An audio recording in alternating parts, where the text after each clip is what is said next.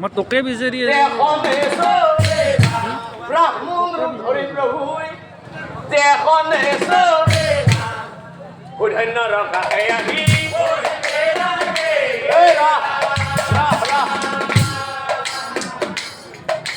সুধন্যৰ কাষে আহি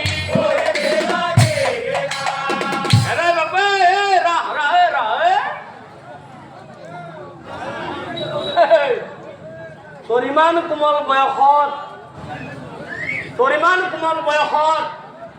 তই সমনীয়াৰ লগত খেলা ধূলা কৰি থাকিব লাগে কিন্তু তই এই বয়সত গাঁৱে গাঁৱে শিক্ষা মাগি ফুৰিছা ঐ তোৰ ঘৰত কোনো নাই নেকি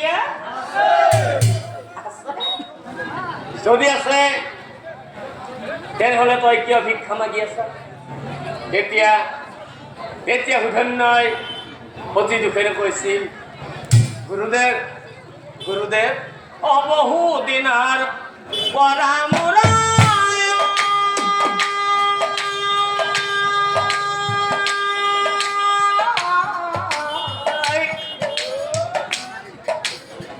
পিতৃ মাতৃ আছে শয্যা পৰি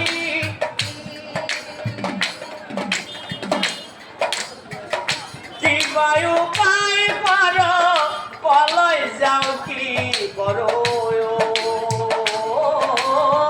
হবু শিশু কেনে হোৱা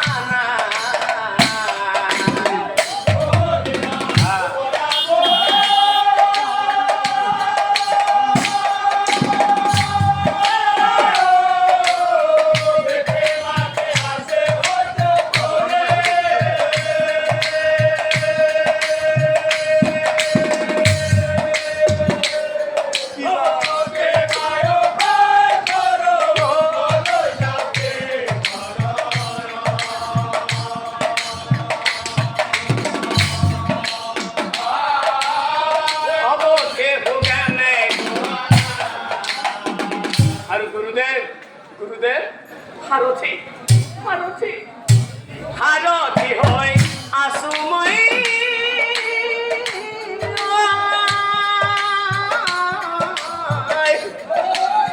পিতৃ মাতৃ হৰণ পোহণ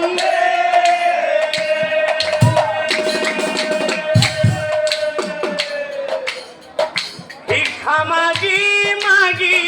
কৰিছো ভাগৰি কৰিব মই কি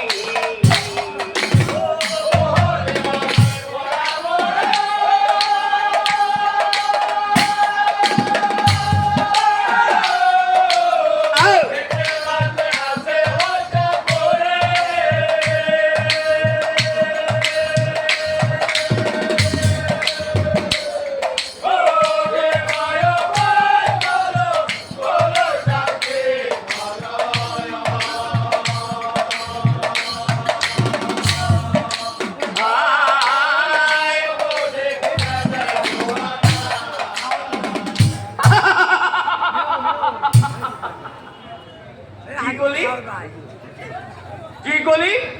তাৰ মানে তোৰ পিতৃ মাতৃ এতিয়া শয্যাগত হৈ আছে তোক মই এটা উপায় দিব পাৰো এতিয়া মায়াবী বিপ্ৰই হাঁহি সুধন্যৰ ফালে চাই কৈছিল বিপ্ৰই বোলে শুনা বাচা মোহৰ বাচন উপায়ে পদিব পাৰ যদি পৰা মন উপায়ে পদিব পাৰ যদি কৰা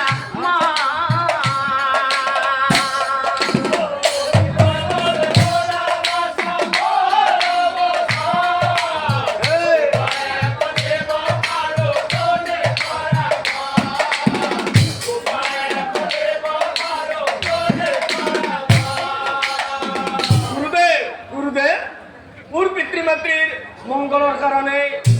মোৰ পিতৃ মাতৃৰ ৰোগ মুক্তৰ কাৰণে আপুনি যেই উপায় নিদিয়ক কিয় তাকেই মই নত হিৰে গ্ৰহণ কৰি ল'ম বুলি মই আপোনাৰ ওচৰত কথা দিলো কি তই তই কথা দিলি এই ভাবিছা গতিকে শুন ও পিতৃ মাতৃৰ নামতে যজ্ঞ পাতিবি সেই যজ্ঞ